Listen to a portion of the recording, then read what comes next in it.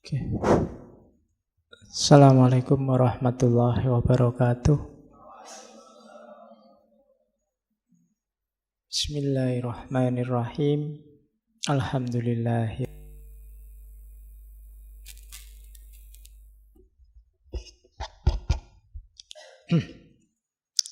Wa bihi nasta'inu ala umurid dunya waddin. Allahumma sholli wa sallim wa barik ala habibina wa syafi'ina Sayyidina wa maulana Muhammadin wa ala alihi wa ashabihi wa man tabi'ahum bi ihsanin ila yaumiddin. Bismillah. Kita lanjutkan ngaji lagi, belajar lagi. Jangan lupa khitohnya ngaji ini ya memang belajar, bukan ceramah ya. Ya, kalau belajar itu kan kita bisa masuk kemana-mana apa saja. Tidak harus ditelan semua juga, tokoh siapapun. Saya sering bilang, yuk, setiap tokoh dengan gagasannya, dengan ilmunya itu bisa cocok sama kehidupan kita, bisa tidak cocok. Kita sendiri yang harus memilih. Tidak semua yang baik itu kompatibel sama hidupmu. Banyak hal baik yang mungkin tidak kompatibel, tidak cocok sama situasimu hari ini. Kajian-kajian tasawuf misalnya yang banyak menyuruh kita tawakal, banyak menyuruh kita pasrah pada Allah. Mungkin di bagian tertentu hidupmu hari ini sebagai anak muda kurang kompatibel, karena hari ini kamu butuhnya perjuangan, kamu butuhnya maju, kamu butuhnya progres. Bukan berarti salah, cuma situasimu hari ini belum memungkinkan itu. Oke, harus pas menaruhnya, termasuk tokoh-tokoh seperti yang kita angkat dari para filosof barat. Kemarin kita misalnya René Descartes itu, terus kamu, wah berarti apa aja dipertanyakan Pak? Ya, kalau pas lagi refleksi dalam hidup sehari-hari ya kamu capek kalau mempertanyakan apa saja, nanti malah tidak bisa hidup. Apa-apa ditakok sih. Ini benar apa enggak? Ini laptop beneran apa enggak? Hakiki apa enggak laptop ini? Ini yang ngono ya enggak habis-habis nanti itu. Ada momennya sendiri. Cari ruang dan waktunya yang pas. Termasuk malam ini beliau Albert Camus. Ya, mungkin lidahmu gatel pengen mocok kamus gitu aja lho Pak. Ya, lebih mantep. Ya wis ndak apa-apa sing yang penting yang dimaksud orang itulah kan gitu. Ya. Ya, beliau ini termasuk filosof abad 20 karena lahir 1913. Nanti meninggalnya masih muda, 1960. Berarti usianya berapa? Sekitar 46-47 tahun. Masih muda tapi karyanya besar, pengaruhnya luar biasa dalam tradisi filsafat barat khususnya. Beliau ini orang miskin sejak kecil, kelahiran Aljazair yang waktu itu masih dalam penguasaannya Perancis. Jadi sejak kecil miskin, sakit-sakitan. Kamu ini punya penyakit TBC sejak kecil, ya. Ya meskipun itu gambarnya ngerokok, tapi iya, tapi dia punya penyakit TBC, ya enggak apa-apa, menikmati hidup kok. Iya. Cuma nanti beliau gagasan-gagasannya besar. Menikahnya 2 kali. Ya, ada banyak surat-surat cinta ya dari kamu yang Kelihatannya diterbitkan juga belakangan dengan beberapa perempuan. Ya memang dari profilnya mungkin kelihatan ganteng ya. Wajah sana ndak kayak wajahmu. Ya, yang jelas kalau sama kamu kan hidungnya menang dia. Kita rata-rata pesek-pesek hidungnya. Oke. Tahun 57 beliau dapat Nobel sastra. 3 tahun sebelum meninggal. Dapat ini temannya Sartre, temannya de Beauvoir. Kemudian berarti 3 tahun setelah itu meninggalnya kecelakaan mobil. Jadi, tapi sudah sukses, sudah dapat Nobel, karya-karya besarnya banyak. Kelihatannya banyak juga diterjemah dalam bahasa Indonesia novel-novelnya. The Stranger, Myth of Sisyphus, Caligula, dan lain-lain banyak. Beliau tidak suka disebut filosof, lebih suka disebut essayis. Jadi suka nulis essay.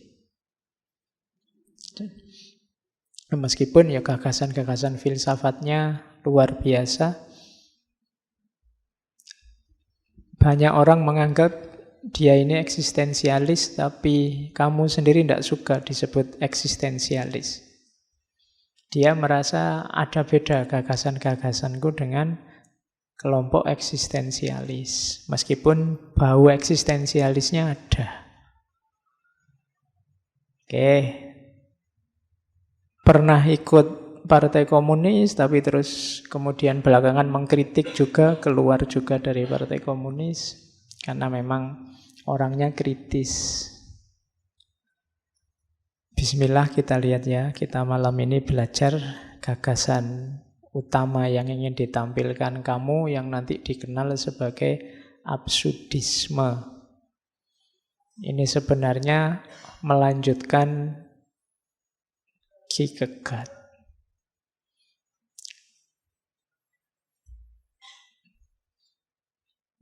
Saya awali dari pidatonya waktu dapat Nobel.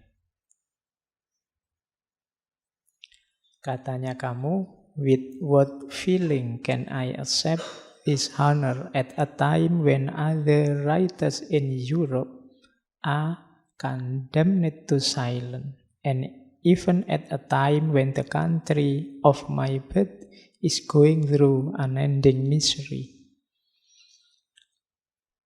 Perasaan apa yang harus aku terima, yang harus aku rasakan saat menerima kehormatan ini, di saat yang sama banyak penulis lain di Eropa yang tidak boleh ngomong, dibungkam. Dan bahkan saat ini negaraku, tempat kelahiranku sedang mengalami sakit yang tidak berakhir. Karena saat itu dijajah oleh Perancis, Aljazair. Dari kalimat ini kelihatan seperti apa pergolakan jiwanya seorang kamu. Hidup yang sejak kecil susah, sakit-sakitan, tanah airnya juga mengalami penderitaan yang luar biasa. Kemudian jerat kehidupan modern yang nanti ada kapitalisme, ada macam-macam. Termasuk banyak penulis yang terpaksa tidak boleh ngomong atau tidak bisa ngomong. Zaman itu kan banyak. Di Indonesia dulu kan ada itu kan larangan-larangan. Tidak boleh nulis, tidak boleh ngomong, tidak boleh mengungkapkan gagasan. Yang boleh ini, yang itu tidak boleh. Dulu kan biasa semacam itu. Dan itu yang diprihatinkan oleh kamu. Apa gunanya penghargaan ini? Saya harus ngomong apa? Mau ngomong terima kasih, alhamdulillah, bersyukur, atau ngomong apa? Itu kan membingungkan situasinya. Oke, itu pengantarnya. Sekarang kita lihat langsung ke tema utama, absurditas.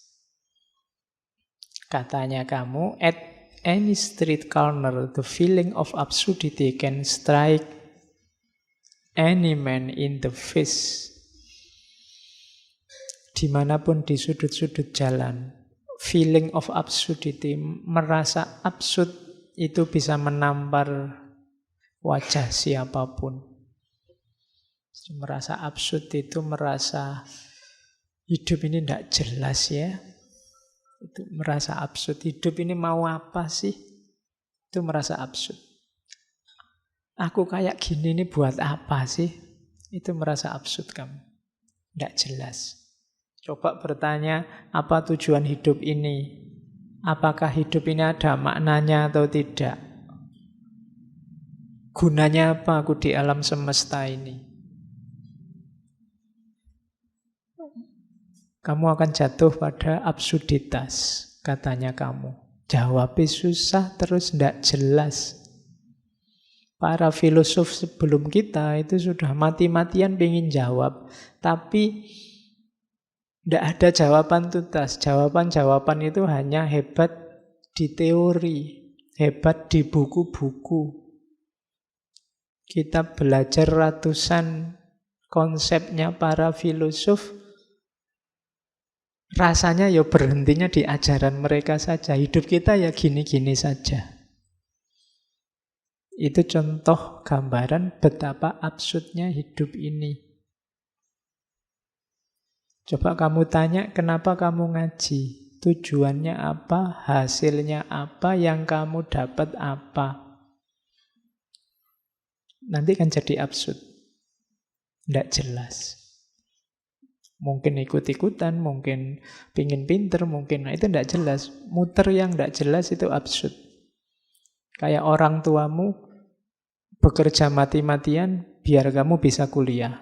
Setelah kamu kuliah, targetnya kan terus kamu kerja, terus kamu mati-matian kerja demi anakmu lagi biar anakmu bisa kuliah juga. Terus anakmu juga dia dapat pekerjaan mati-matian bekerja demi anak. Nah nanti ya ngapain bulet? Semuanya berkorban demi anaknya. Lu yang sukses terus siapa? Itu kan absurd.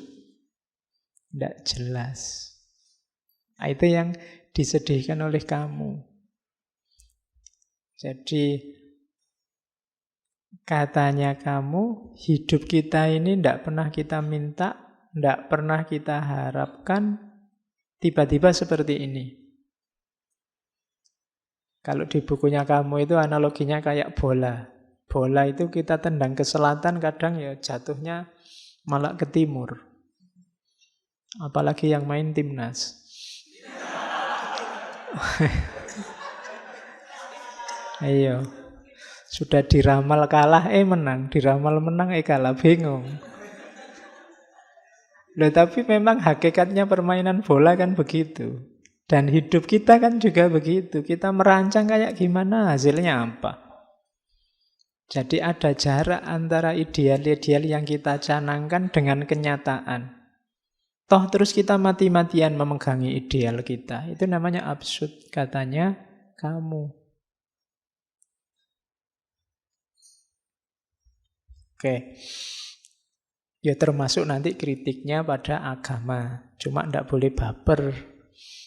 Kalau dikritik, kadang-kadang kita memang begitu.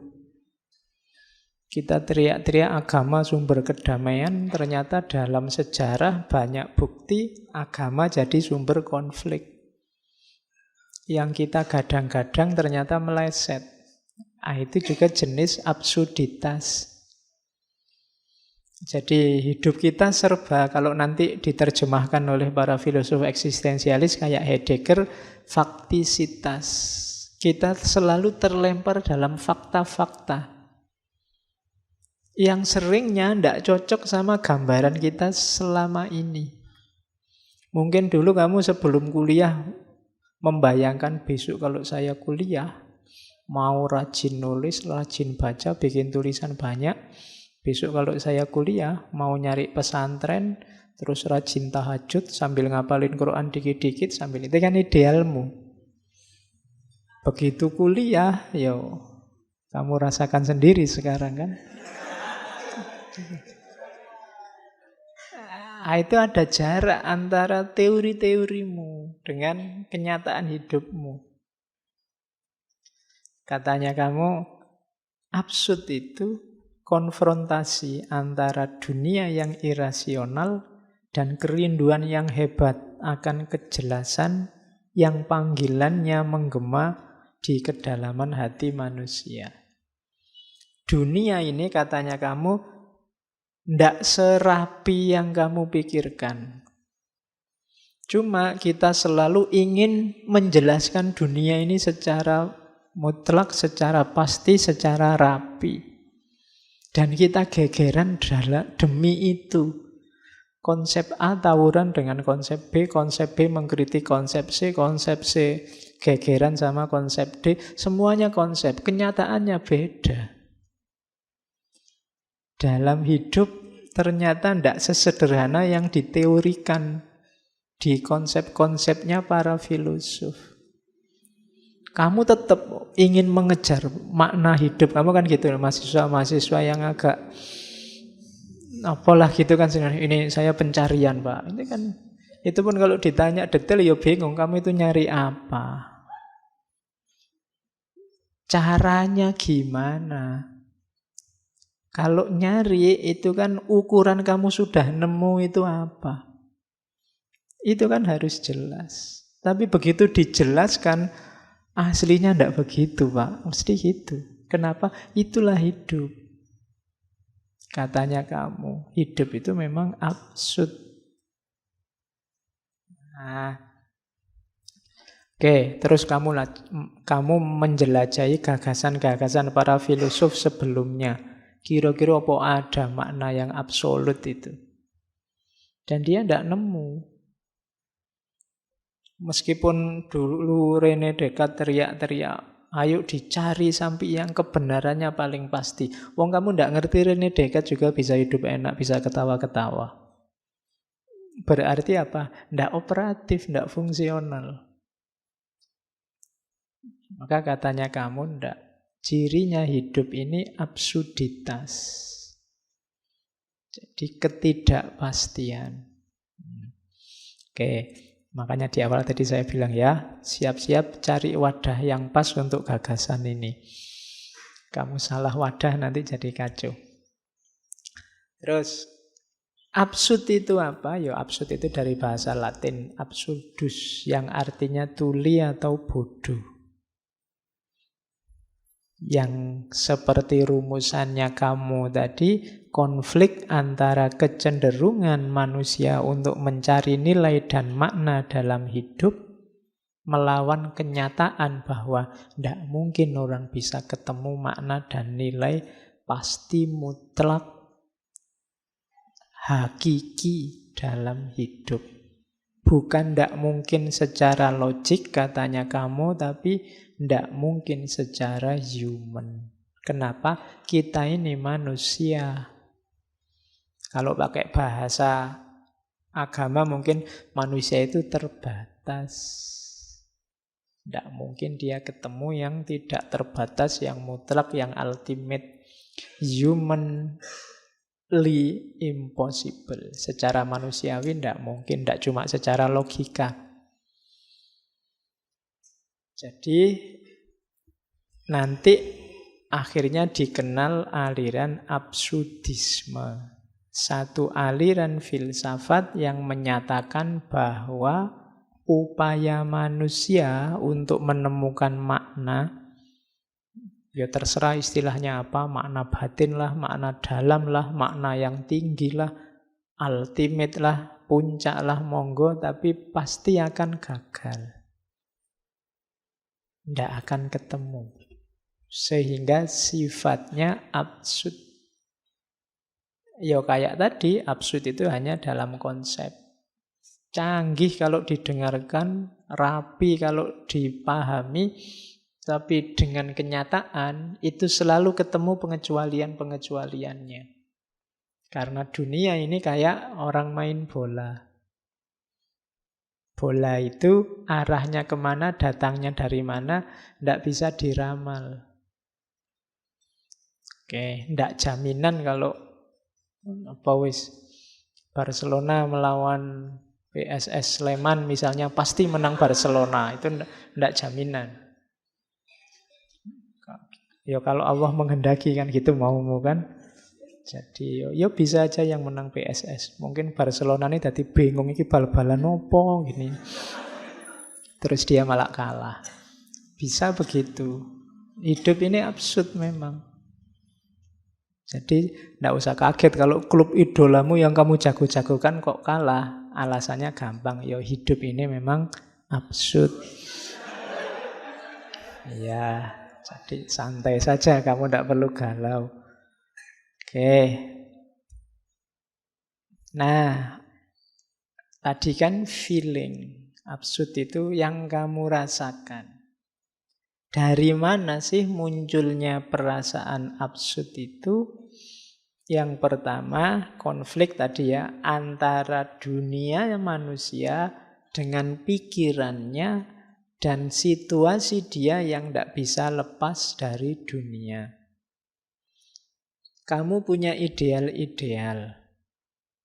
Sementara kamu tidak bisa lepas dari kenyataan hidupmu yang tidak cocok sama ideal yang kamu canangkan. Toh kamu tetap mati-matian berpegang pada ideal-idealmu. Nah, itu namanya absurd. Jadi ada clash antara cita-citamu dengan kenyataan. Pinginmu sih jadi dokter, kok yo daftar kuliah keterimanya di UIN Usuluddin misalnya.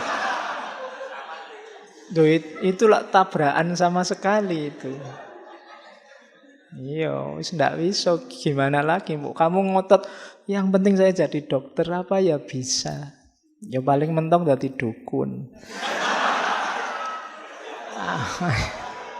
Iya. Loh itu yang disebut absurd oleh ya. Kita kan inginnya ya contoh gampang misalnya sistem pemerintahan kita pakai demokrasi biar A, B, C, D. Nanti mungkin banyak anomali dalam kenyataannya. Dan itu biasa karena memang dunia itu absurd. Enaknya hidup itu gini loh Pak, bla bla bla bla. Tapi dalam kenyataannya pasti nanti geser, tidak sesederhana itu. Itulah nanti dari situ muncul perasaan absurd. Yang kedua, absurd itu bisa terletak pada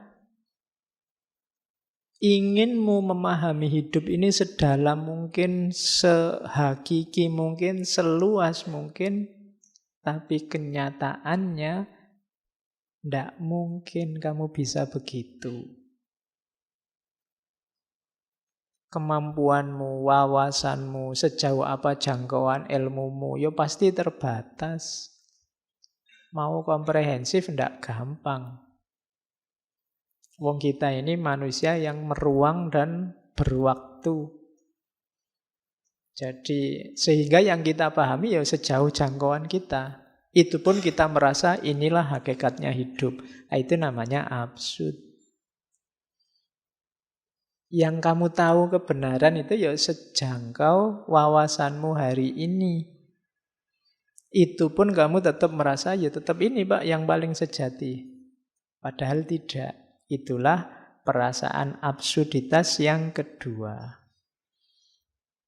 Oke, itu kalimat yang ketiga menjelaskan. Kodrat manusia yang seutuhnya menginginkan adanya penjelasan yang menyeluruh sifatnya.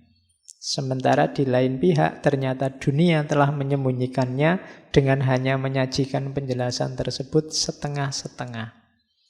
Sehingga manusia terus mencari kebenaran hanya mendapatkan dunia yang masih terselimuti kabut misteri itu. Kalimat-kalimatnya banyak yang puitis karena kamu kan sastrawan. Iya. Cuma kalimat kayak gini kamu baca sekali itu susah dipahami. Karena ini juga kan terjemahan. Ya intinya yang tadi bahwa dunia ini misteri.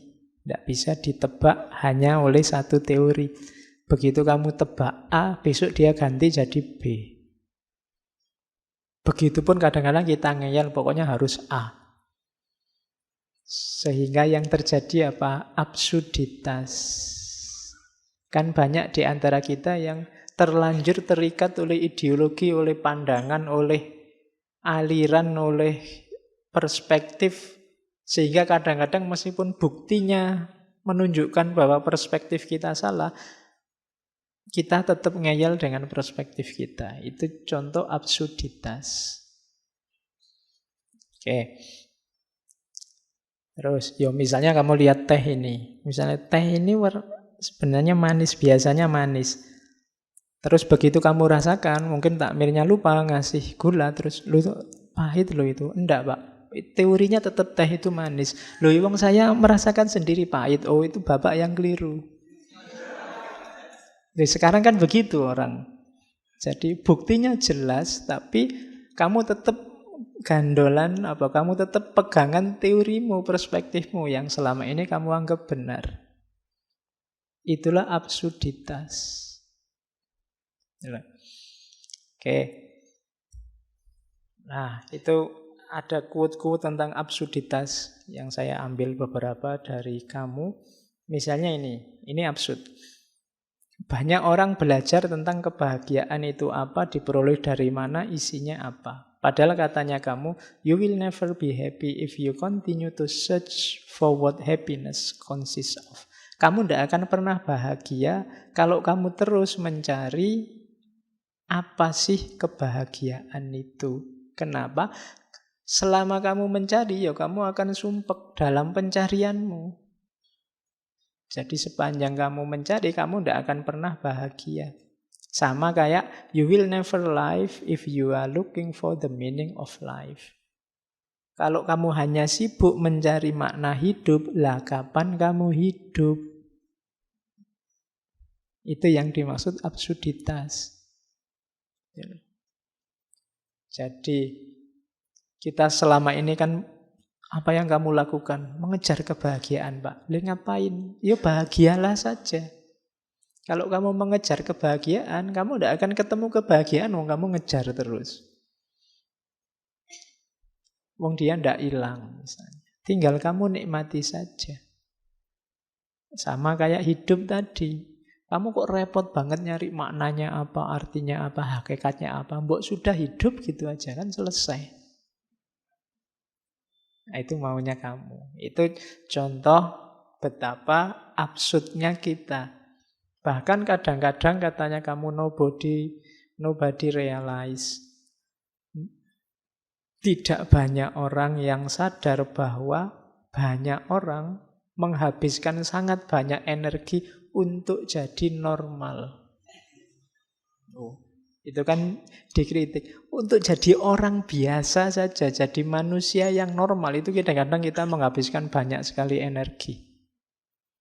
Banyak orang yang menghabiskan daya, tenaga, waktu, pengen jadi apa? Pengen jadi manusia yang sejati, Pak. Manusia yang sejati aja kok repot-repot. Ya mbak, kamu hidup aja sebagai manusia selesai. Tapi energi kita habis untuk mengejar cara jadi manusia yang normal. Kayak SpongeBob itu kan, ada ketika dia pengen jadi normal, malah sumpek sendiri. Iya, jadi usahamu untuk jadi orang normal itu membuatmu jadi aneh. Harus ya kamu biasa saja jalani hidup seperti adanya sudah normal. Tapi kan kamu terus bikin standar-standar tentang kenormalan. Normal itu gini loh Pak, orang waras itu gini orang. Dan kamu kejar itu. Jadi energimu banyak habis untuk sesuatu yang tinggal kamu jalankan. Oke, itu kritiknya kamu. Itu ada yang ketiga saya bawa. Manusia selalu jadi korban dari kebenarannya. Begitu dia mengakui satu kebenaran, begitu dia memeluk satu kebenaran, maka saat itu juga dia memasang belenggu dalam hidupnya. He cannot free himself from them. Itu blundernya manusia. Hidup dalam absurditas. Oke, kita selama ini berputar-putar hanya untuk kembali ke ranah normal. Mencari makna hidup yang sejati. Wong hidup tinggal dihidupi, selesai. Ingin jadi normal, yuk kamu nggak usah ngapa-ngapain, itu sudah normal. Tapi kamu nambah-nambah ideal sendiri, nambah-nambah standar sendiri yang bikin hidupmu susah. Itulah absurdnya manusia. Bikin aturan-aturan sendiri, nanti kalau sudah direpotkan oleh aturan, gegeran sendiri. Terus setelah itu aturannya dihapus sendiri, bikin aturan baru lagi gantinya, terus gegeran lagi, terus dihapus lagi, ganti. Kan selalu begitu. Energi kita habis dalam absurditas. Nah, itu kritiknya kamu. Terus nanti dia menggambarkan hidupnya manusia itu lewat mitologi Yunani. Jadi ada dewa namanya Sisyphus. Sisyphus ini putra Raja Aeolus. Oke, dia ini rada nakal. Banyak melakukan kejahatan, tapi terus dihukum oleh dewa-dewa, oleh Zeus, dimasukkan neraka. Di neraka pun dia masih nawar. Satu ketika dia ingin, mbok sekali-sekali saya main ke bumi. Masa disiksa terus, nggak bosan mau nyiksa saya. Nah, terus dikasih cuti sebentar ke bumi. Cuma begitu ngalami indahnya bumi lagi, dia nggak mau kembali. Oh, lebih enak di bumi daripada disiksa di neraka, ya mesti wae. Dia tidak mau kembali. Wah, dewa-dewanya semakin marah, akhirnya dikasih hukuman yang paling menyakitkan. Hukumannya itu mendorong batu ke atas. Batu ini kalau sampai atas akan jatuh ke bawah lagi. Kan kayak gunung itu dia gelinding ke bawah lagi, harus diambil lagi, dinaikkan lagi. Dan nanti akan jatuh lagi. Harus diambil lagi, dinaikkan lagi. Pokoknya susah payah naik, sampai atas, menggelinding ke bawah, jatuh. Dan hukumannya itu, sampai akhir zaman dia harus gitu terus. Pokoknya tidak ada akhirnya gitu terus. Nah, ini yang oleh kamu disebut absurditas. Hidup kita itu kayak gitu, sudah capek-capek mendorong ke atas, nanti gelinding ke bawah. Kita turun lagi, kita dorong lagi ke atas, gelinding lagi ke bawah. Muter di situ terus. Katanya siapa, kita ini progres, wong bolak-balik. Problem zaman dulu sekarang lahir lagi dengan kemasan berbeda, isinya sama. Zaman dulu sudah debat tentang bentuk negara syariah ada di mana. Sekarang ya debat itu lagi. Zaman awal kemerdekaan, awal penjajahan juga sudah debat tentang itu, debat lagi. Jadi kita ini sering kayak Sisyphus, muter bolak-balik. Tadi pagi saya diskusi tentang Bung Hatta itu, ada yang bilang, wah pikirannya Bung Hatta itu hebat ya. Sampai hari ini masih relevan. Jangan-jangan bukan pikirannya yang masih relevan, kita aja yang naik kelas sejak dulu. Jadi nasihat dari puluhan tahun yang lalu masih bisa kita pakai. Jangan-jangan kita sejak dulu belum menyelesaikan masalah apa-apa. Problemnya ya tetap itu saja. Jadi dawuhnya para sesepuh masih relevan terus rasanya. Jadi kayak Sisyphus kita.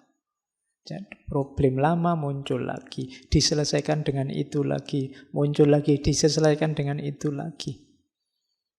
Jadi ini hukuman yang paling absurd kan ini, menyakitkan, tidak ada akhirnya. Nanti akhirnya gimana? Tidak tahu. Jadi pokoknya begitu aja terus. Nah, itu mitosnya dikenal sebagai mitos Sisyphus. Katanya kamu, itulah harga yang harus dibayar manusia demi gairahnya hidup di bumi. Cuma, ini terus solusi dari kamu. Kita mulai ya lihat solusinya. Sisyphus ini tidak stres meskipun dihukum semacam itu. Beda sama Prometheus. Prometheus itu dewa juga yang dihukum juga kayak Sisyphus. Cuma Prometheus ini diikat di atas gunung, terus nanti ada burung pemangsa datang, merobek-robek perutnya, terus perutnya hancur, burungnya pergi, yang hancur utuh lagi. Nanti didatangi burung lagi, dimakan lagi, terus burungnya pergi, utuh lagi. Itu hukumannya Prometheus. Jadi perutnya itu habis, ada lagi, habis, ada lagi. Mungkin yang stres malah burungnya. Dia harus bolak-balik, sudah dimakan ada lagi, dimakan ada lagi. Cuma kabarnya kalau Prometheus ini dia stres. Dia pinginnya aku mati saja daripada gini. Beda sama Sisyphus.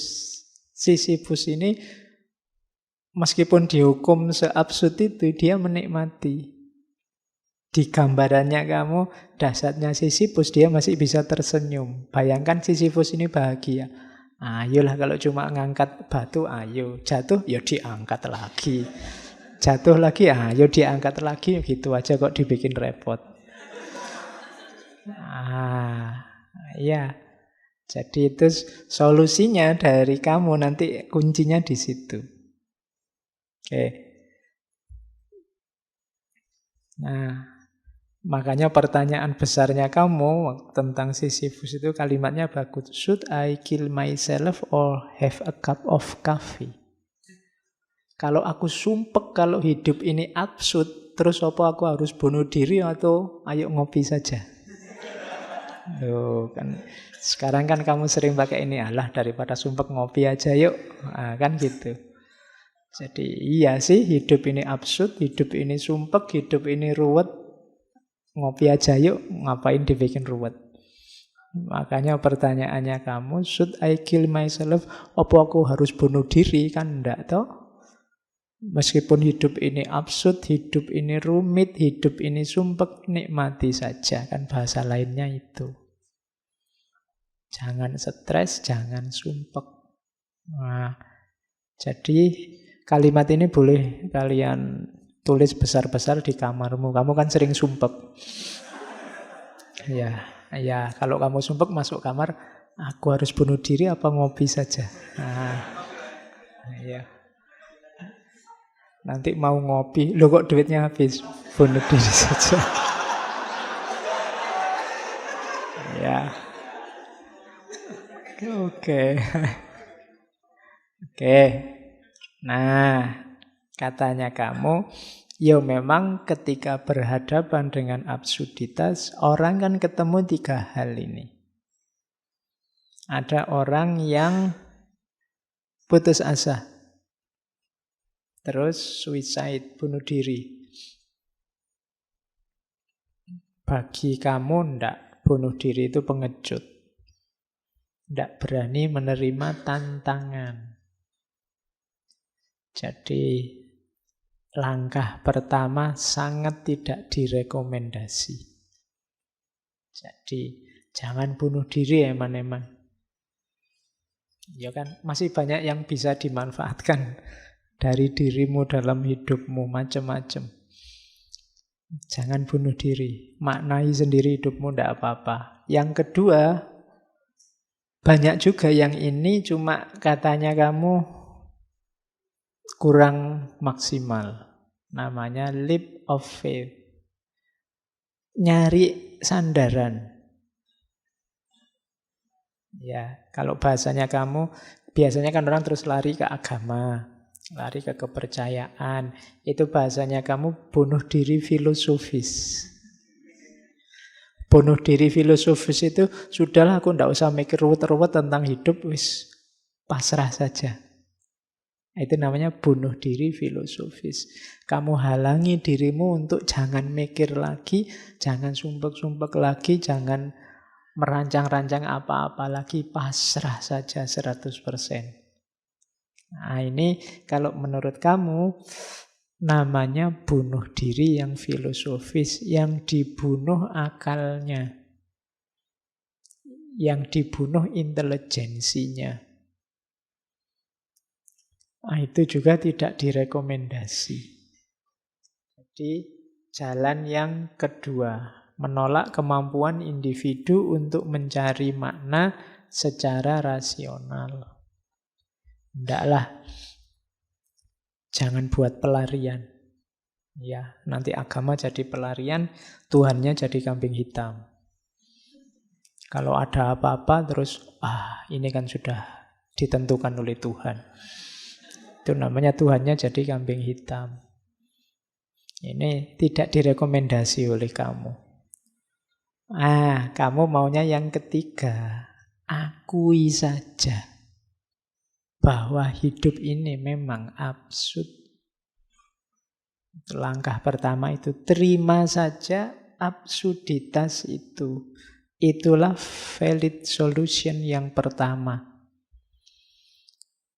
Kalau kamu tidak mengakui, tidak mau menerima absurditas, itu kayak kamu orang yang tidak berani menghadapi kehidupan.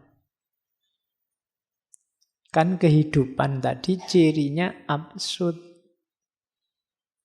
Karena memang hidup itu cirinya absurd, kalau kamu lari dari absurditas tadi, kayak kamu lari dari hidup. Kayak Prometheus tadi wis minta mati saja.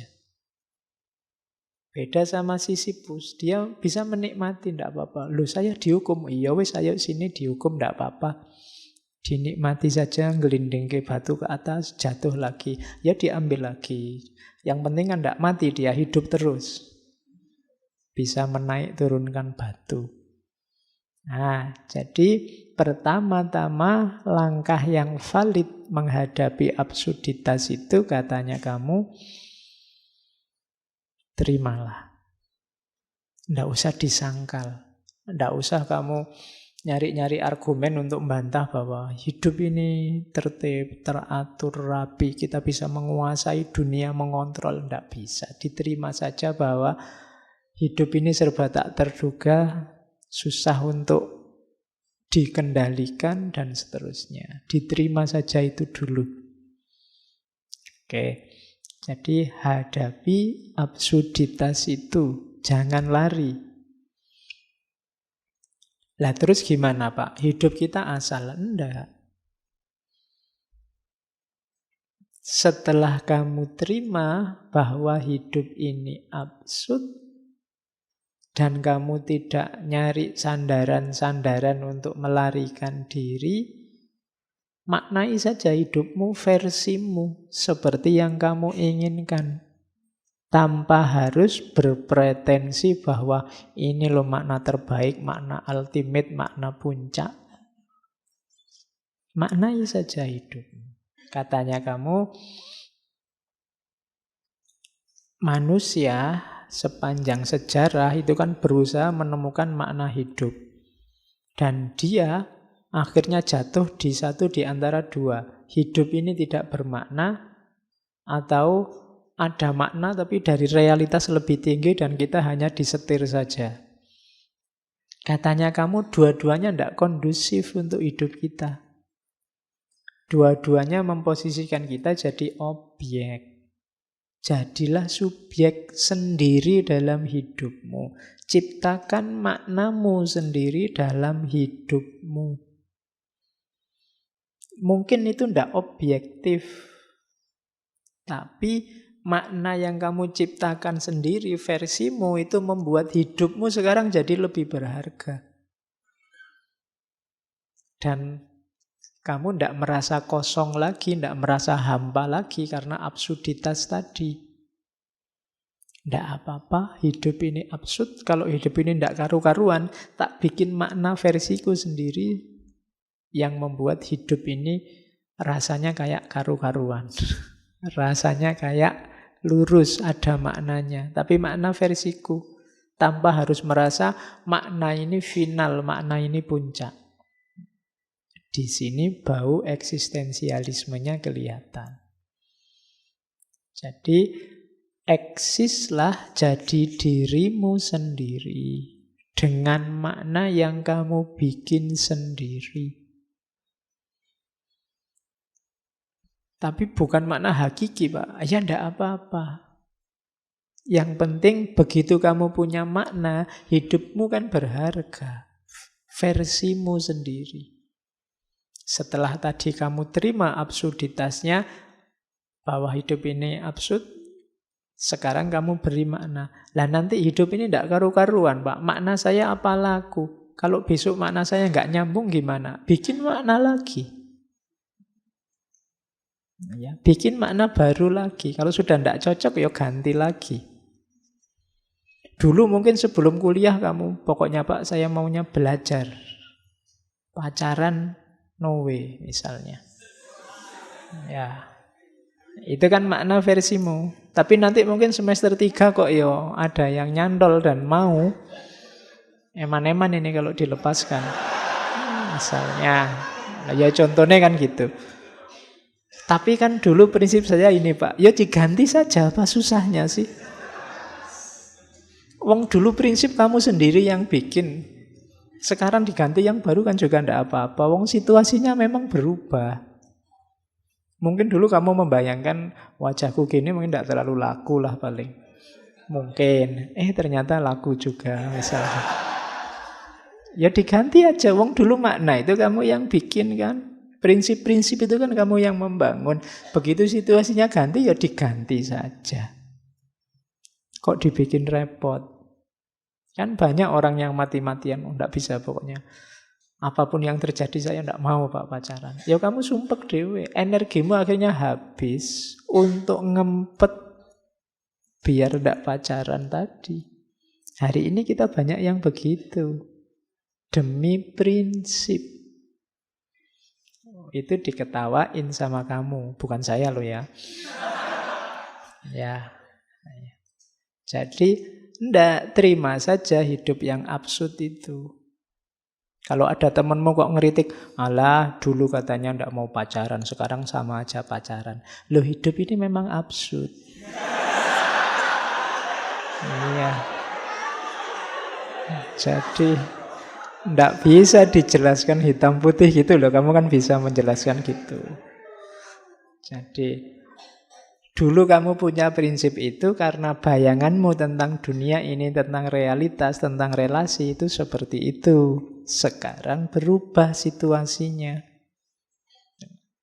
Jadi, beri makna hidup versimu sendiri. Jadi, ndak usah terlalu terikat, saya bilang tadi, terbelenggu oleh kebenaran yang kamu percayai, yang kamu bikin sendiri, sementara dia tidak nyambung dengan realitas. Jadi, bikin makna versimu.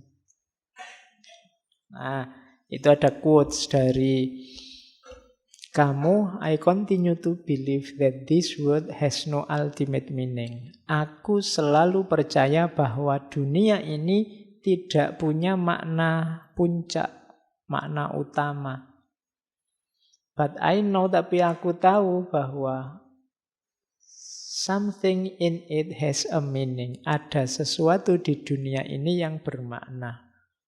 Apa yang bermakna itu? And that is man, manusia.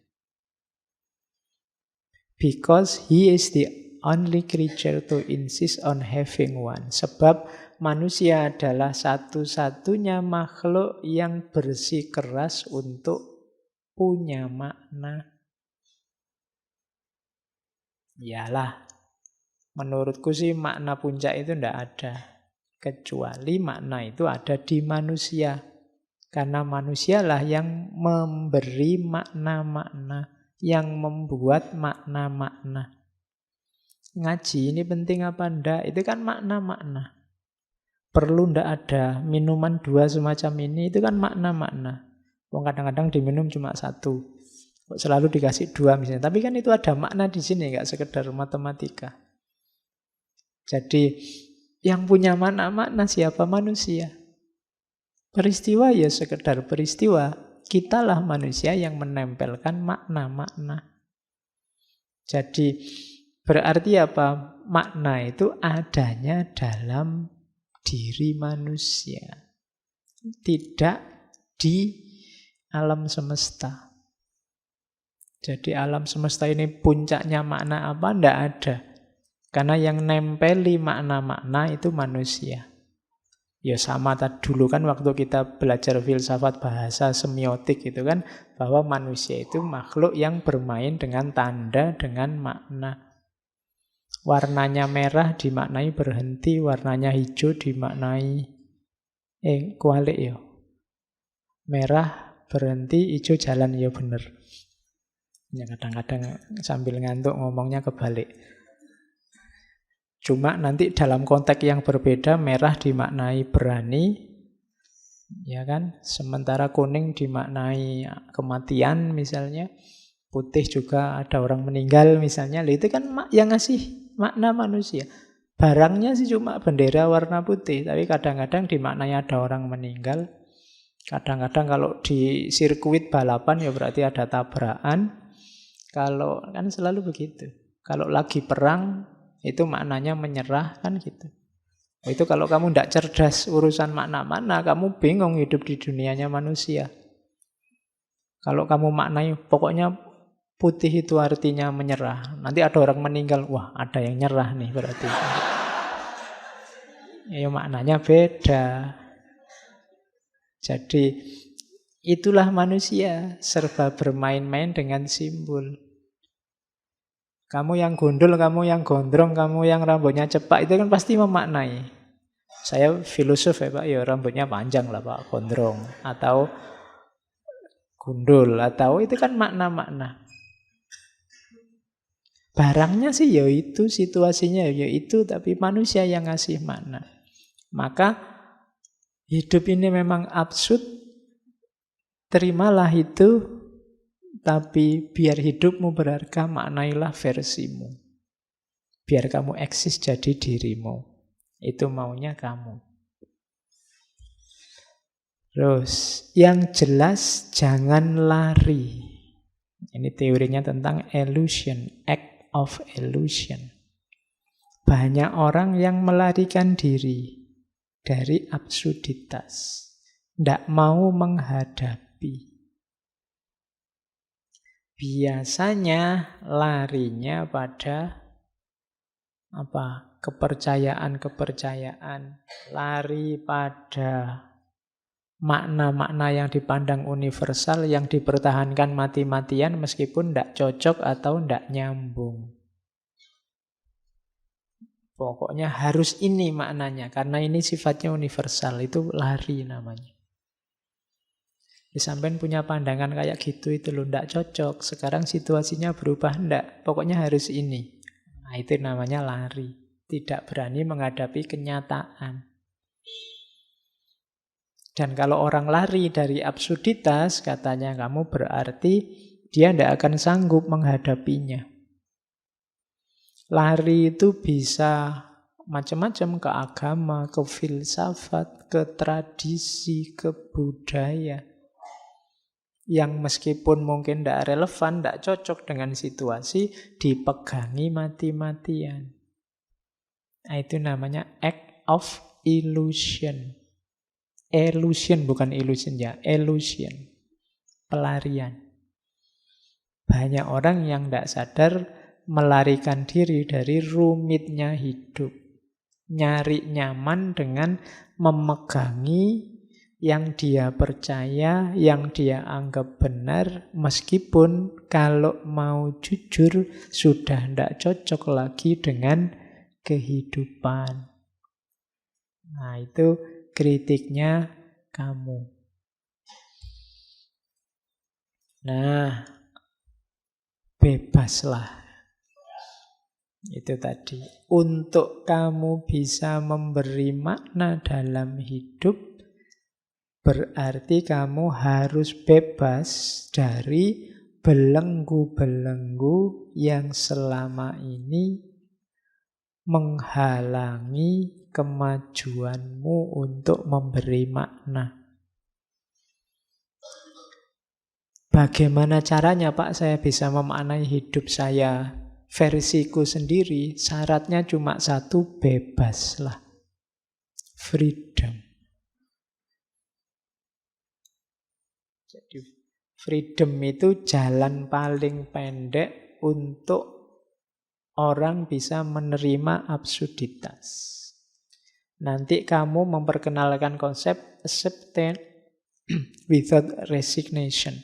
Menerima tanpa menyerah. Jadi menerima tanpa menyerah itu, iya, saya terima hidup ini absurd, tapi aku tidak akan menyerah menghadapi absurditas itu. Aku akan memberi makna. Aku akan merancang hidupku, memutuskan pilihan-pilihanku sendiri. Jadi disitulah kuncinya kebebasan. Rahasianya bebas itu apa? Berarti orang melepaskan diri dari kungkungan absurditas hidup untuk memutuskan memberi makna sendiri terhadap hidupnya. Itulah freedom. Ya tinggal kamu cermati hidupmu, kira-kira yang sangat membelenggu apa? Yang tidak relevan, yang kamu anggap benar dalam hidupmu apa? Yang tidak cocok apa? Dievaluasi. Jadi kalau Pak sudahlah Pak, biar jalan saja. Wong memang hidup ini absurd, biarkan saja saya ikuti absurditas itu, berarti namanya menyerah. Tidak boleh. Absurditas terimalah, tapi jangan menyerah. Ya kayak kamu misalnya berkaca terus, oh ya saya terima Pak wajahku kayak gini, tapi aku tidak menyerah. Ya tidak menyerah itu maksudnya kalau aku mau berjuang berusaha nanti hasilnya juga. Nah, itu namanya acceptance without resignation. Jadi menerima tapi tidak nyerah. Ya saya terima Pak IP saya jelek tapi saya tidak menyerah. Saya akan berusaha gimana caranya biar tidak DO misalnya. Nah, itu namanya acceptance without resignation. Atau kok seandainya DO, saya akan memaknai secara berbeda. Nah, loh iya, saya terima DO-ku tapi DO bukan segala-galanya misalnya. Loh iya, emangnya hidup ditentukan oleh IP ijazah kan tidak. Ya, yo nomor satu nasib. Oke. Nah, ya. Kalau pas nasibnya jelek terus dimaknai saja sebagai tantangan. Kasih makna baru nanti. Oke. DO kan membebaskan dirimu dari banyak tanggung jawab. Loh iya kan, cara membacanya begitu. Itu yang disebut pemaknaan. Jadi selama ini kamu dikejar-kejar, kamu tegang luar biasa. Wah ini sebentar lagi, sebentar lagi. Tapi begitu DO, alhamdulillah. Bebas aku sekarang, tidak mikir lagi. Wong ya sudah free, kan gitu. Itu namanya contoh pemaknaan. Jadi bebaskan dirimu dari banyak belenggu. Ada banyak topeng yang hari ini kamu pakai, setiap topeng membelenggu kepalamu. Nah, coba cek mana yang masih relevan, mana yang tidak. Kalau yang tidak relevan, ya lepaskan. Bikin makna-makna baru biar hidupmu berarti, berharga. Karena sejago apapun kamu, kalau hanya ikut-ikutan, tidak ada harganya. Kamu tidak eksis sebagai dirimu. Nyawanya teori eksistensialisme kan di situ. Dirimu berharga sebagai manusia, itu kalau kamu eksis sebagai dirimu. Bukan kerumunan tapi individual. Kamu sebagai apa? Ingin tampil sebagai apa? Itu kan eksis hari ini, itu kan kamu artikan tampil. Muncul sebagai apa? Nah, itu eksistensialisme. Di situ eksistensialismenya kelihatan dari kamu. Oke.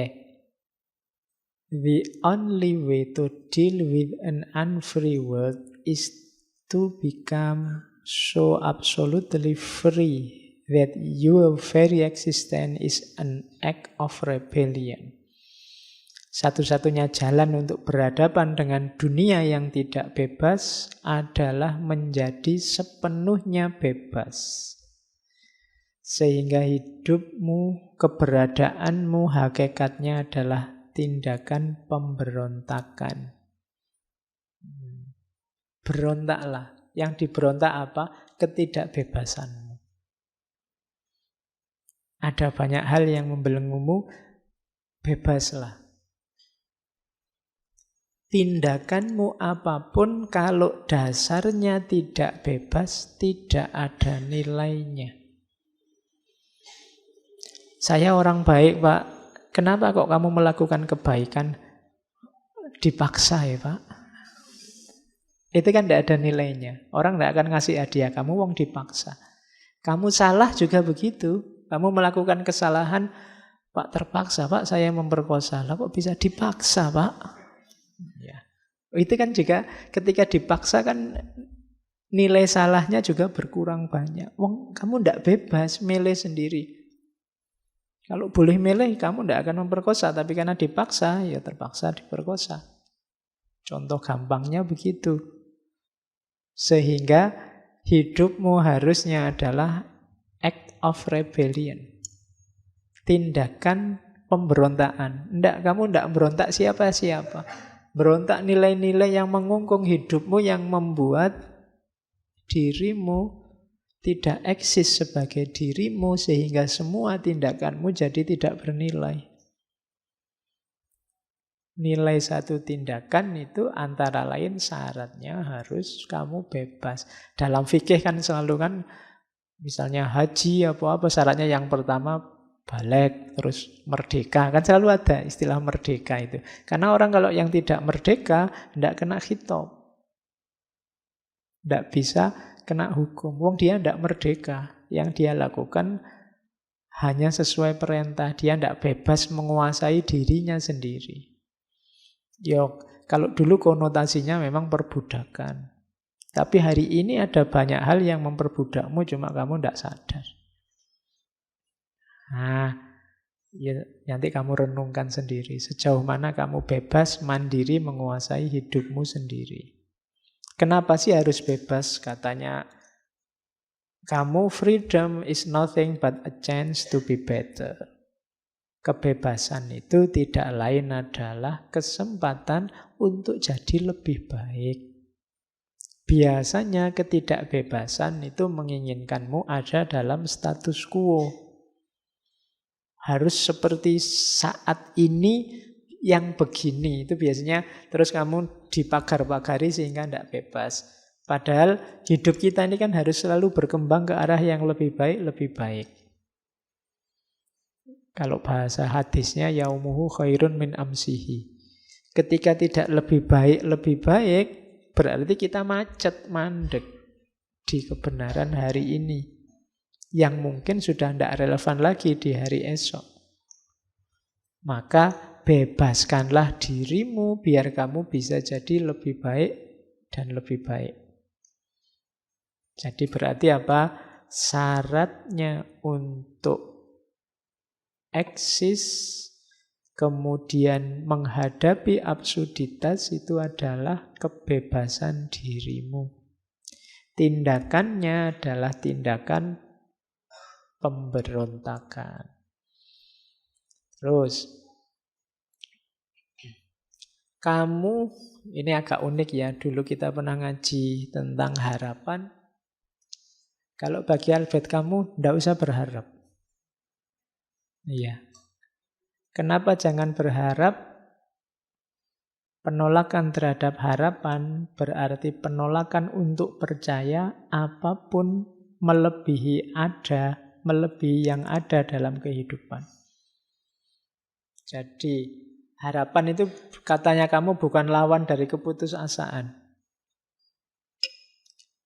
Orang punya harapan itu kan orang yang hidupnya di masa depan. Dia tidak hidup di masa kini. Itu cara melihatnya beda lagi sama kemarin-kemarin. Tapi perlu dipertimbangkan.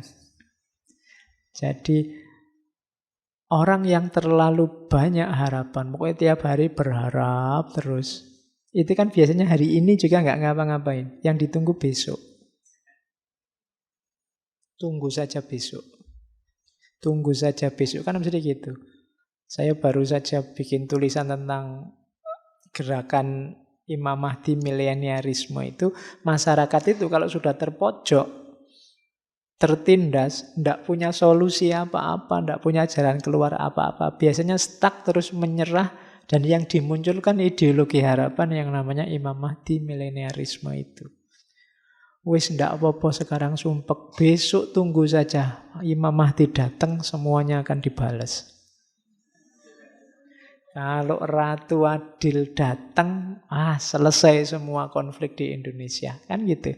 Itu logika orang yang sudah kepepet, sudah menyerah. Memimpikan datangnya Ratu Adil. Nah, versinya kamu, makanya sudahlah, ndak usah mudah ditipu oleh harapan-harapan. Hiduplah hari ini saja. Jadi, bisa kok kamu hidup tanpa harapan itu. Kenapa? Nikmati saja hari ini. Katanya kamu, harapan bagi seorang absurdis, orang yang berani menghadapi absurditas itu, katanya kamu adalah metode pengecut untuk lari dari absurditas. Tidak berani menghadapi masa kini, tunggu saja besok. Nah, itu kayak kamu kalah, gegeran sama temenmu, tunggu saja, Gusti Allah tidak tidur. Kan selalu begitu. Itu tanda-tanda kamu tidak bisa melawan sekarang. Tenang aja. Setiap tindakan ada balasannya. Itu logikanya kamu begitu. Sebenarnya tidak usah begitu, lawan saja. Tanding hari ini. Kalau hari ini kamu kalah, apa ya? Bisa diharapkan besok kamu pasti menang.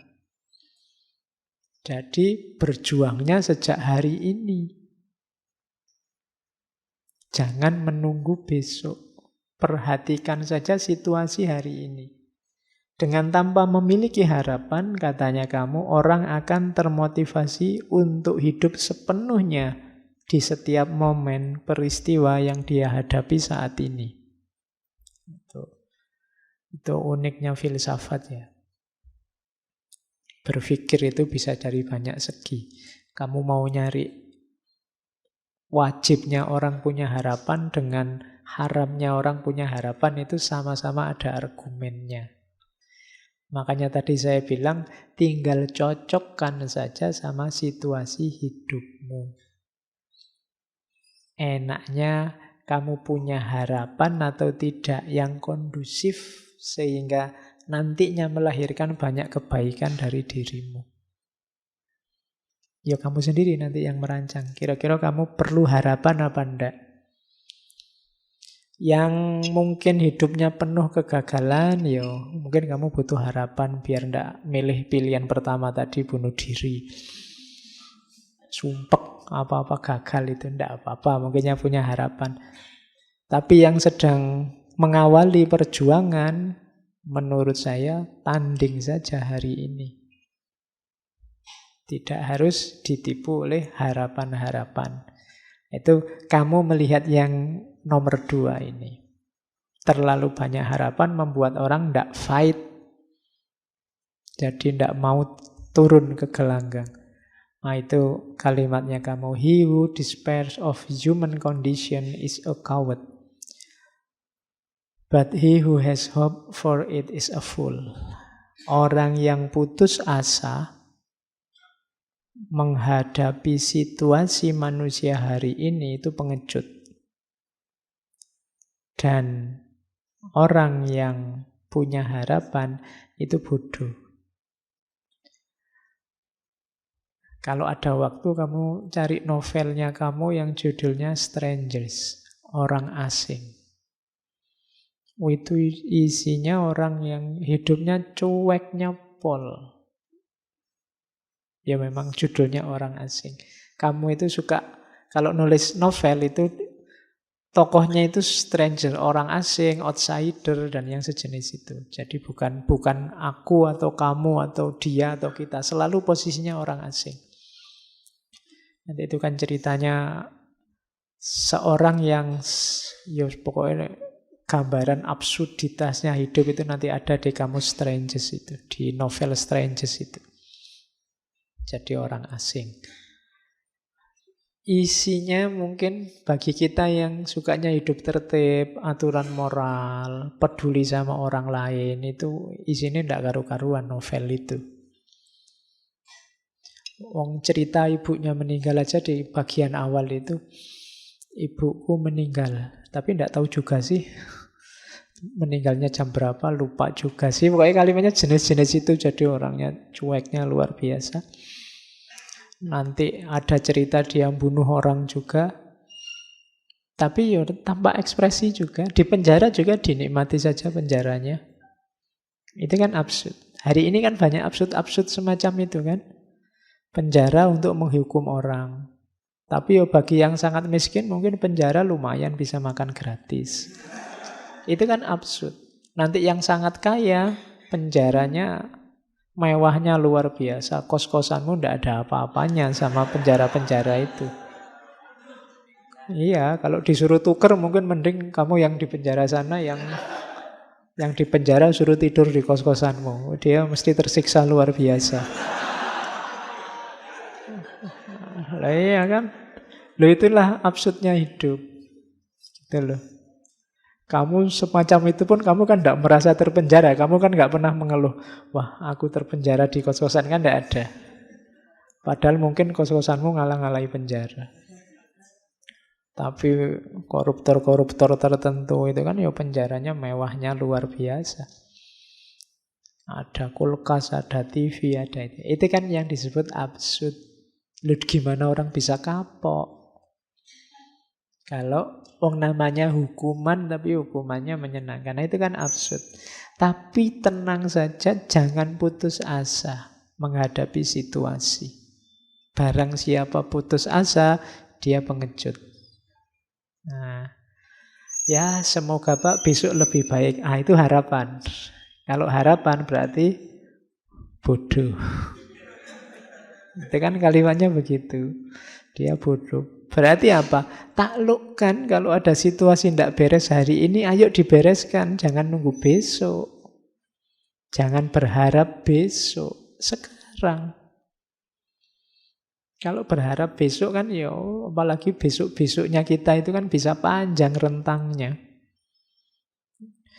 Ya, saya berharap Indonesia ini nantinya lama-lama jadi negara adil dan makmur. Loh, jangan nunggu besok. Ayo berjuang sekarang biar Indonesia ini adil dan makmur. Itu maunya kamu. Oke. Makanya gunakan jurus ini, teori ini, konsep ini di ruang dan waktu yang pas. Awas keliru. Terus, kalau ini yang pemberontakan tadi ya. Jadi ada quote bagus dari kamu yang ini mungkin nyindir René Descartes dulu. I rebel, therefore I exist. Aku memberontak, maka aku ada. Iya. Loh kalau kamu manut saja, ya memang kamu tidak eksis. Eksis itu kan tidak sama dengan hidup. Yo kamu ada ya, tapi kan tidak eksis sebagai dirimu. Untuk kamu eksis sebagai dirimu, kamu harus memberontak. Yang diberontak apa? Situasi absurd dalam kehidupanmu. Beri makna versimu. Belenggu-belenggu yang tadi membuatmu hidup secara tidak sadar dalam kungkungan, dalam cengkraman kelompok, aliran, ideologi, gagasan, kebenaran, itu kan semua membelenggumu yang tidak mesti relevan. Berontaklah, kemudian pilihlah yang relevan, beri makna hidupmu yang positif, maka I rebel, therefore I exist. Aku memberontak, maka aku ada. Ya, itu. Kalau dulu kan cuma berpikir, aku berpikir maka aku ada. Tapi kalau berpikirnya kerumunan, hanya ikut-ikutan orang lain, kamu masih belum ada. Dirimu masih belum muncul. Munculnya dirimu itu kalau kamu eksis sebagai dirimu. Nah, ini Albert Camus. Oke. Terus. Nah, pertanyaan besarnya kan terus ada di sini. Tentang moralitas. Tapi kan kita hidup ini butuh akhlak, Pak. Butuh moralitas, Pak. Biar tertib. Iya. Orang absurd itu bukan orang yang anti moral. Bukan orang yang immoral. Tapi kalau dalam istilahnya kamu, dia lebih ke amoral. Ini susah ya membedakan. Amoral itu tindakan yang netral, tidak ada hubungannya sama moral. Kalau immoral itu tindakan yang berlawanan dengan moral. Saya minum itu mungkin amoral, tidak ada hubungannya dengan moral. Oh, haus ya minum biasa aja.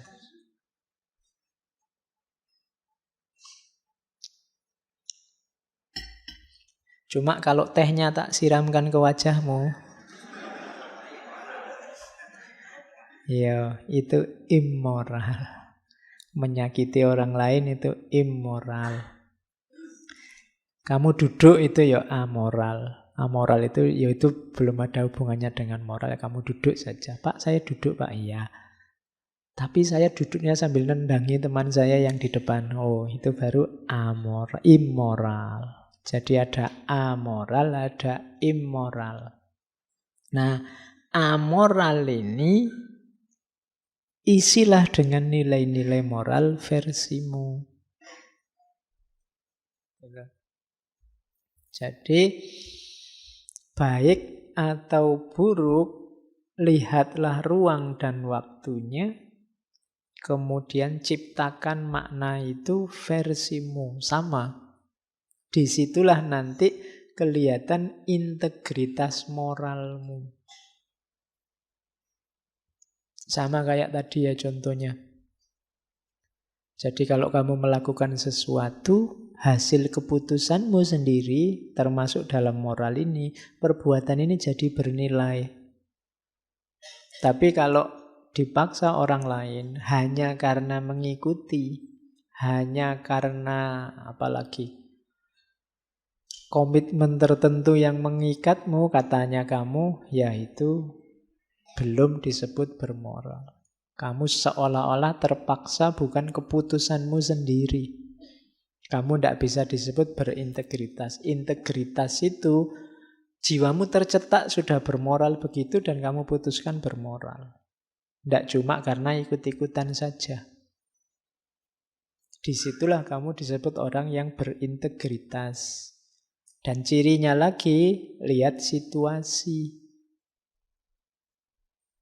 Jujur misalnya, kamu ngerti kapan harus jujur ngomong apa adanya, kapan harus pakai kembang-kembang retorika, karena lihat situasi.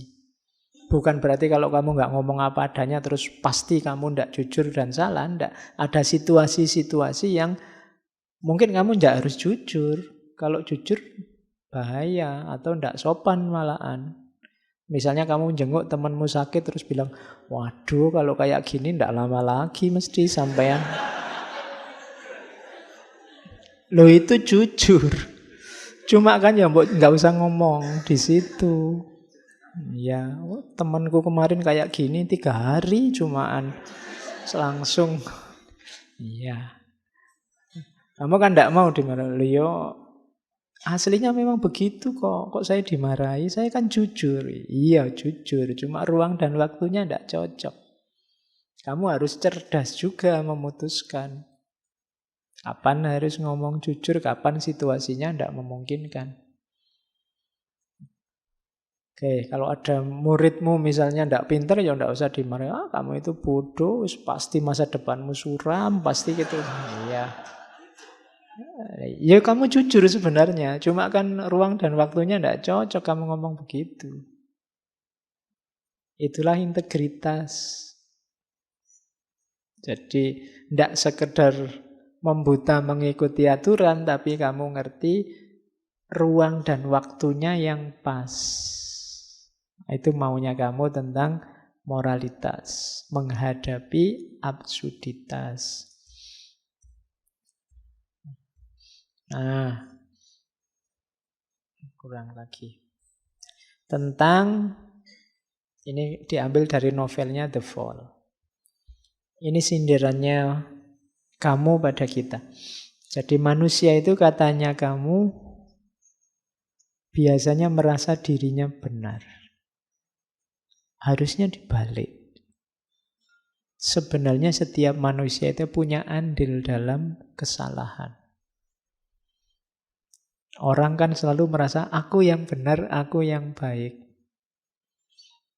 Tapi harusnya setiap orang sadar bahwa begitu lahir kesalahan, dia juga turut andil dalam kesalahan itu, dia turut ambil saham dalam kesalahan itu. Meskipun katanya kamu bagian menghakimi, tidak boleh orang menghakimi kesalahan orang lain.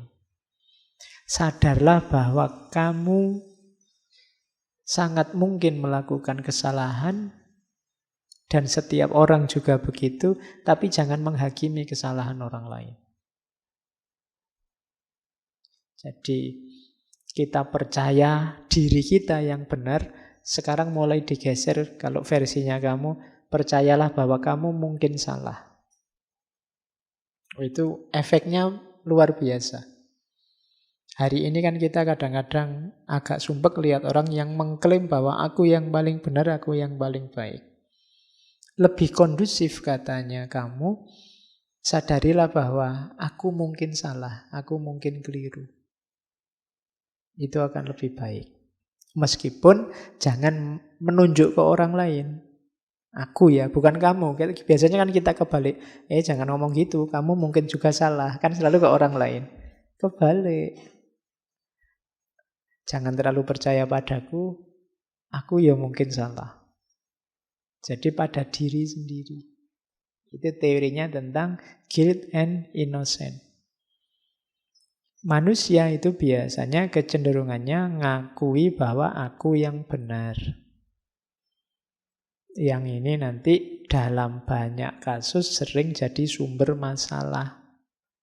Karena aku merasa aku benar, terus kamu juga merasa kamu benar, itu kalau yang dipercaya sama ternyata isinya beda, yang terjadi kan konflik.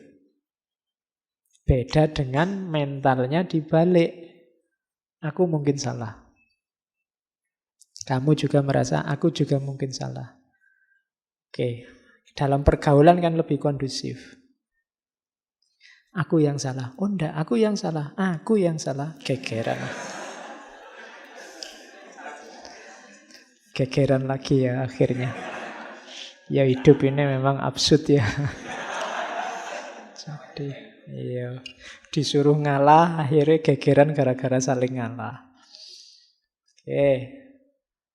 Nah, katanya kamu ini, we are all exceptional case.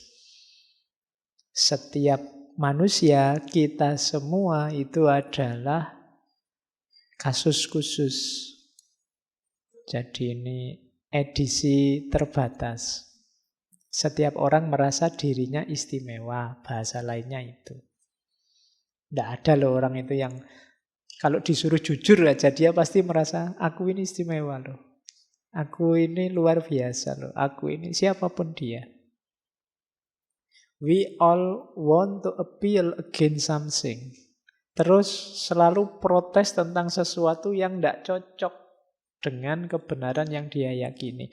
Jadi ini bahasa lainnya, manusia itu merasa istimewa dan selalu komplain Yang ketiga, each of us insists of being innocent. Selalu merasa dirinya benar.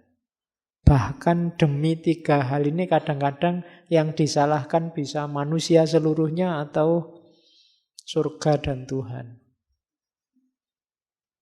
Dalam rangka apa? Menunjukkan bahwa aku ini khusus, aku ini harus dibela, aku ini bersih.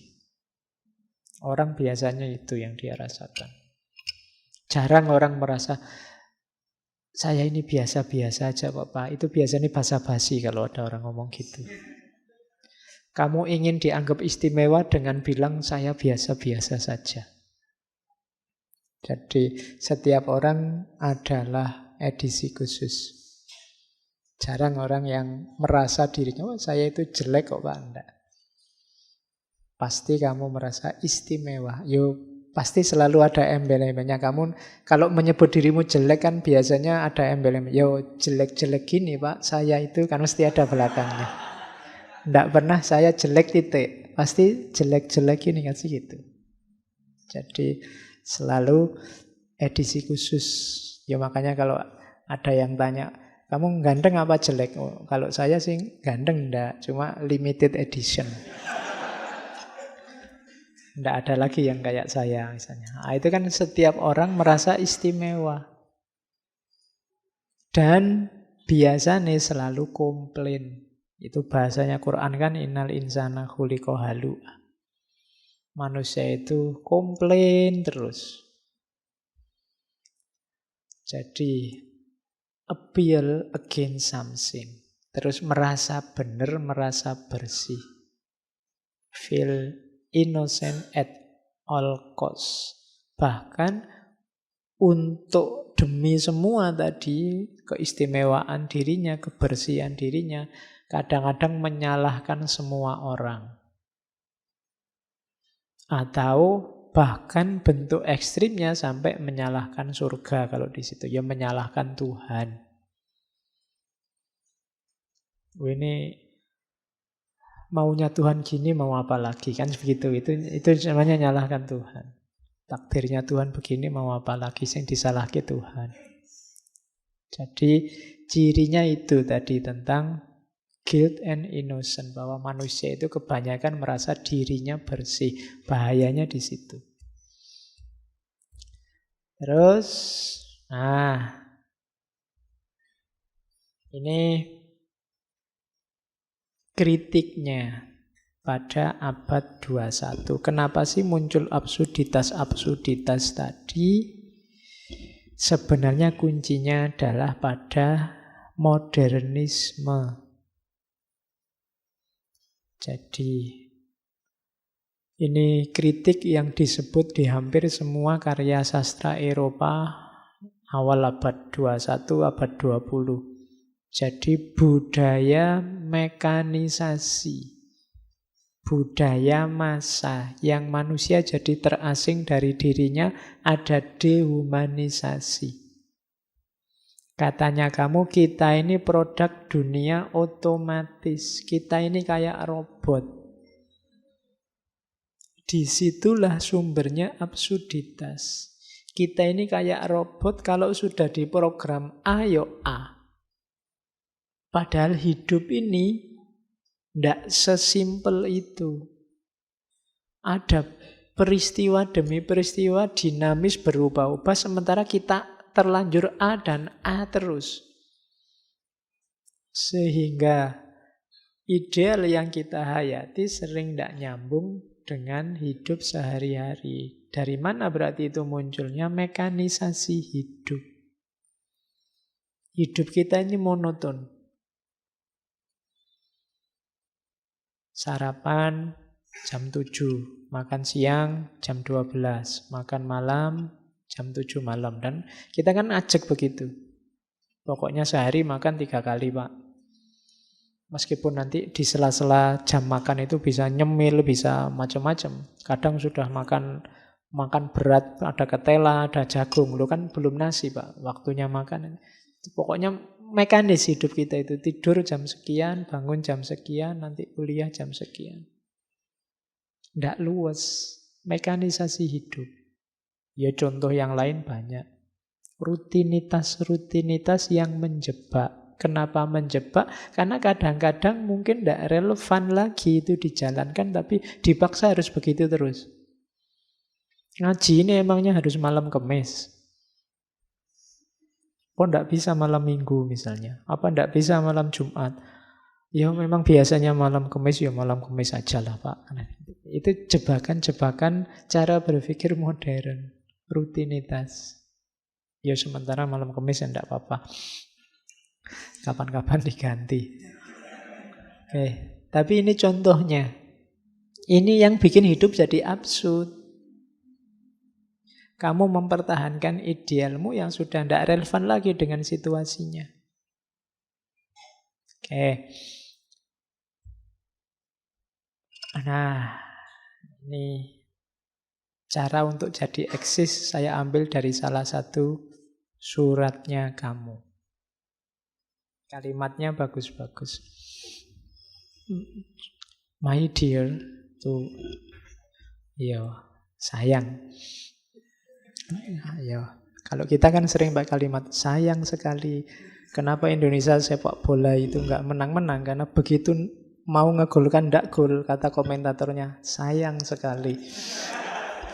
Iya, wong ndak gol malah disayangi. Oke. Ya, katanya kamu ini in the midst of hate, di tengah-tengah kebencian, kutemukan dalam diriku cinta yang tidak terkalahkan. Di tengah-tengah air mata, kutemukan dalam diriku senyum yang tidak terkalahkan. Di tengah-tengah kekacauan, kutemukan dalam diriku ketenangan yang tidak terkalahkan. Aku sadari melalui semua itu bahwa di tengah-tengah musim gugur, kutemukan dalam diriku musim panas yang tidak terkalahkan. Dan itu membuatku bahagia. Karena apapun yang terjadi, betapapun kerasnya dunia ini menekanku, dalam diriku ada sesuatu yang lebih kuat, sesuatu yang lebih baik, yang melawan balik, menekan. Itu ngirim surat cintanya unik ya. Tapi isinya dalam. Ini membuat orang jadi tangguh. Dunia ini memang absurd. Banyak sekali kebencian, banyak sekali air mata, banyak sekali kekacauan. Tapi tidak usah khawatir kalau engkau manusia yang sejati, dalam dirimu ada cinta yang tidak akan bisa dikalahkan oleh kebencian. Ada senyum yang tidak akan bisa dikalahkan oleh air mata. Ada ketenangan yang tidak akan bisa dikalahkan oleh kekacauan. Apapun tekanan dunia padamu, engkau lebih kuat, maka engkau bisa menekan balik dunia. Jangan mau ditekan. Caranya gimana? Tekan balik. Nah, jadi hidup kita adalah perjuangan saling menekan antara kita dan dunia. Menanglah, eksislah, jadi dirimu, jangan tenggelam dalam absurditas tadi. Nah, itu nasihatnya kamu dari surat ini. Kalau ini juga dari buku hariannya. Temukan makna, sisihkan melankolia dari kesedihan. Keluarlah jalan-jalan. Jangan di kamar saja, jangan sumpek saja. Ayo keluar. Tidak harus satu perjalanan yang romantik di taman, tapi muncullah seolah-olah ada satu momen spektakuler, bertabur bunga dan keharuman, lalu satu sosok imajinatif yang luar biasa membawamu ke dunia lain. Keluarlah kamar, bayangkan sudah semua orang menyambutmu, bayangkan kamu disambut dengan bunga-bunga, bayangkan aja, enggak apa-apa. Iya. Jadi jangan mengurung diri terus di kamar. Tidak harus satu perjalanan yang membuatmu berkali-kali terlahir kembali. Temukanlah makna yang tidak pernah terbayangkan oleh kepala siapapun yang lain. Jangan takut menghabiskan waktu bersama dirimu sendiri. Tidak peduli nanti menemukan makna atau tidak. Curilah waktu dan berikan sepenuhnya secara eksklusif kepada dirimu sendiri. Nikmatilah hidupmu, bahagiakan dirimu. Curilah waktu. Ya, hari ini orang menyebutnya me time. Ya, enggak ngerti isinya apa me time itu. Pokok intinya senangkan dirimu. Harus ada waktu untuk itu. Nikmatilah privasi dan kesendirianmu. Itu bukan berarti membuat dirimu antisosial atau menolak dunia. Namun engkau perlu bernafas dan perlu menjadi dirimu sendiri. Hidupmu mungkin berat, sumpek. Isinya tekanan demi tekanan. Orang tua tanya kapan lulus, dosen ngasih tugas makalah ndak selesai-selesai. Duit habis, temenmu cerewet, itu kan tekanan demi tekanan. Kamu isinya stres terus. Keluarlah jalan-jalan. Nikmati hidupmu. Beri kesegaran untuk hidupmu. Engkau diberi Allah amanat pertama-tama itu kan ya tubuhmu sendiri. Jiwa dan ragamu. Jangan dibikin susah. Harus ada waktu. Ambil nafas dan menikmati diri. Jangan mau ditaklukkan oleh dunia yang absurd. Carilah makna. Ketemu syukur, tidak ketemu, nikmatilah hidupmu. Kan gitu. Syukur-syukur kamu ketemu makna yang tidak pernah orang lain ketemu yang kayak gitu dan kamu dapatkan. Nah, itu sarannya kamu. Jadi dia hidupnya sejak kecil sumpek, maka dia tahu cara menyemangati orang untuk tidak menyerah menghadapi banyak kesulitan. Terus ada beberapa lagi quote yang saya bawa. Ini tips-tips untuk tidak jatuh dalam absurditas. Yang pertama ada quotes, people hasten to judge in order to not to be judged themselves. Orang-orang itu biasanya ingin cepat-cepat menghakimi orang lain. Kenapa? Biar tidak dihakimi. Makanya kamu tidak harus terlalu galau kalau dituduh orang macam-macam, dihakimi orang tidak. Itu dia menghakimi karena biar bukan dia yang dihakimi. Orang itu kan hidup saling menilai, cepet-cepetan menilai. Begitu kamu dinilai dulu kan kamu terus down dulu, dia merasa menang. Jadi hidup ini rasanya kayak balapan menilai, balapan menghakimi. Siapa menghakimi siapa. Makanya kamu tidak harus terlalu kaget, terlalu galau kalau dihakimi orang, dinilai orang. Itu sebenarnya hanya biar dia tidak dihakimi duluan. Nah itu katanya kamu begitu. Jadi santailah. Jangan panik. Makanya kayak di yang kedua itu, to be happy we must not be too concerned with others. Kalau ingin bahagia jangan terlalu dipengaruhi, terlalu perhatian dengan orang lain. Ya setengah cuek lah pokoknya dalam hidup ini. Jangan terlalu galau dengan penilaian-penilaian orang lain yang tidak perlu. Wong mereka bukan dosenmu, bukan gurumu aja, tidak apa-apa. Penilaian mereka tidak harus terlalu menggalaukanmu. To be happy. Biar apa? Biar hidupmu bahagia.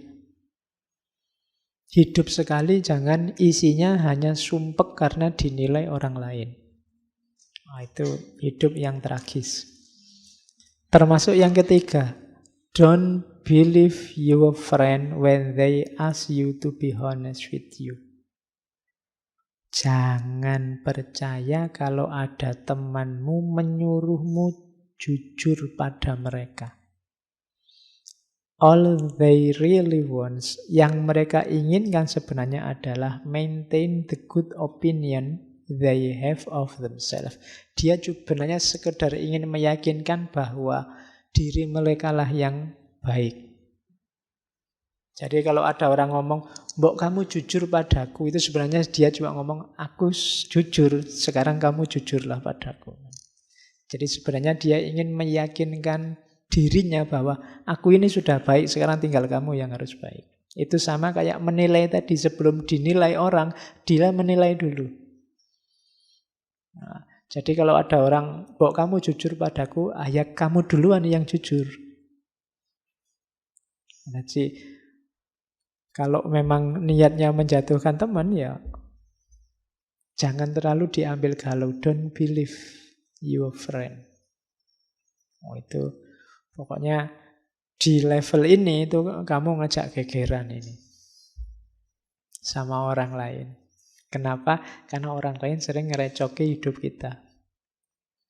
Meskipun nanti belakangan kan ada moralitasnya. Ya enggak sekedar ini. Cuma antara lain ini.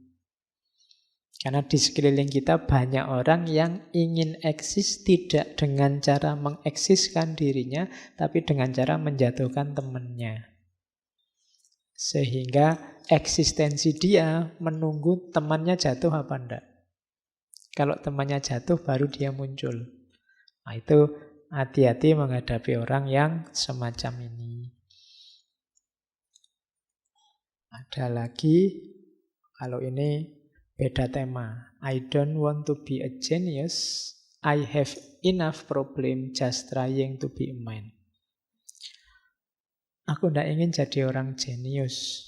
Aku sudah cukup sumpek banyak masalah dengan berusaha untuk jadi manusia saja. Nah, ini maksudnya apa? Kita sering nambah-nambah ideal tadi. Saya ingin jadi manusia yang jenius. Oh, itu nambah sumpek lagi. Jadi manusianya saja sudah susah, kamu nambah lagi jadi manusia yang jenius. Saya ingin jadi manusia yang berguna bagi nusa, bagi bangsa, bagi agama, bagi orang tua. Sumpek lagi kamu. Berguna bagi orang tua aja susahnya luar biasa, kamu tambahi lagi. Cukup jadi manusia sudah memusingkan. Apalagi nambah-nambah beban lain-lain macam-macam. Nah, itu kritiknya kamu. Terus kalau ini kebalikannya, ngajak berteman. Kalau tadi kan ngajak musuhan. Don't walk in front of me, I may not follow. Don't walk behind me, I may not lead. Walk beside me, just be my friend. Ya, jangan berjalan di depanku, mungkin aku tidak akan mengikutimu. Jangan berjalan di belakangku, aku tidak akan mengarahkanmu, aku tidak akan memimpin kamu. Berjalanlah di sampingku, jadi temanku saja. Ini bisa kamu pakai kalau waktu mau nembak. Ya, iya kan? Yo. Jangan jalan di depanku, jangan jalan di belakangku, di sampingku. Oh. Jadilah temanku. Nah, ya. Jadi, ya kan kalau ini kalimatnya teman kan ya memang teman saja. Ya, bukan yang lain. Nanti jawabannya ya kan teman aja kan? Ya. Maunya kan memang cuma teman. Oke. Kalau ini untuk para dosen. Ya, some people talk in their sleep. Lecturers talk while other people sleep. Ini kamu loh, benar dia bilang gitu. Mungkin dia pas lagi ngajar itu mungkin mengalami ini.